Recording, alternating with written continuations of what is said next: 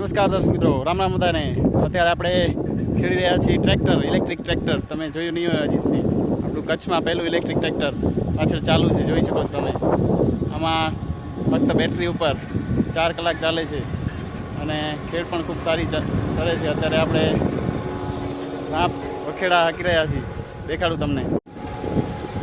આ જુઓ, અત્યારે રાપ ચાલુ છે આપણી. કોઈ અવાજ નહીં, ખાલી મોટરનો જ અવાજ. કોઈ ડીઝલની જરૂર નહીં, કોઈ પેટ્રોલ નહીં, કોઈ એન્જિન નહીં, ફક્ત બેટરી અને મોટર. તો આ છે આપણું ઇલેક્ટ્રિક ટ્રેક્ટર, 15 HP તાકાત.